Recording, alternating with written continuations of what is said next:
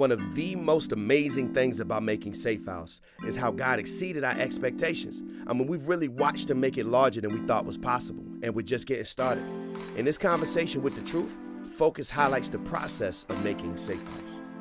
How well it does, you don't see a dime on it.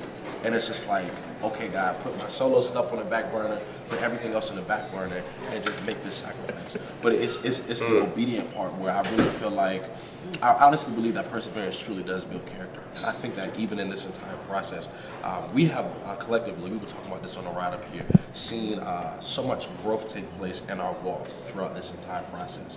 From a standpoint of, okay, God, we don't have anything, but we're gonna take our little and let it blossom into much in your hands. So we went from we don't have a dime to I think in our Kickstarter we raised over 20 grand. You know what I'm saying? So it's just like we came to the table with a song called Safe House and nothing to, oh my God, like we found the land and we're getting ready to circle check for the fence to be built, you know what I'm saying, around this thing. All because we were obedient. You know what I'm saying? Okay, God, we all got solar projects, put all of that on the back burner and do what you say do, and then watching God be faithful to his word. And you know what I'm saying? I don't want to say rewarding our obedience, but it's just like just watching the fruit that is being born from obedience. That's what he does. Rewards obedience.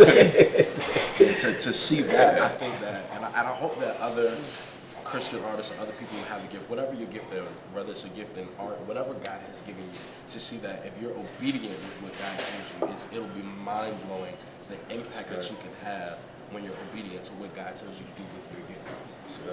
It's funny, like Omar came on board, the folks came on board like itching to drop this record.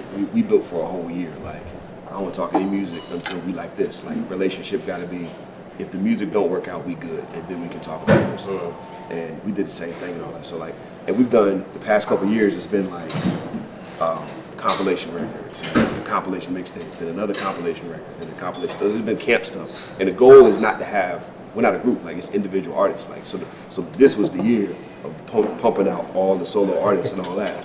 And he comes out, he's pumping out solo artists, pumping the brakes. Right. Take it off the gas. Take it off the gas. He's like, you know what? Like, just like the song said, let me take this wheel. And, right.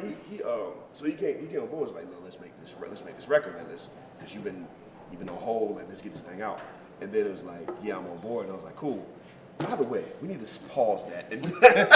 So, you know, and it's just been like God just pushed everything back. It was supposed to be out in January, now we in it. You know what I mean? Like, it's just God is just, the timeline got blown up, and it just got to the point where I was just like, all right, man, I'm sorry.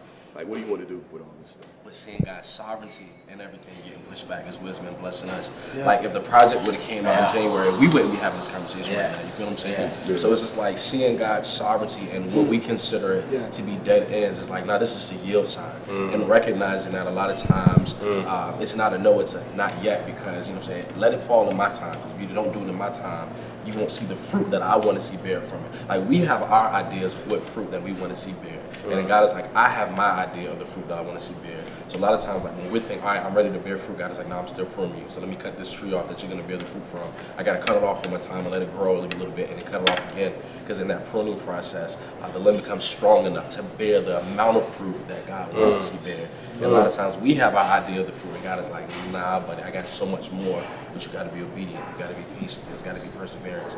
And I'm so impressed with the fact that the brothers who I have stood with and built with, there's not a thing up. I'm gonna walk away from this because I'm chasing my glory, and God is like, I'm trying to get glory out of this. So my prayer is that in the midst of everything going on, that God would just continue to be glorified with the obedience that people have with their gifts. And I want other people to see that, like, there's such a reward for those who are obedient, you know what I'm saying, with the gifts that God has given us. Like John Piper, his famous quote,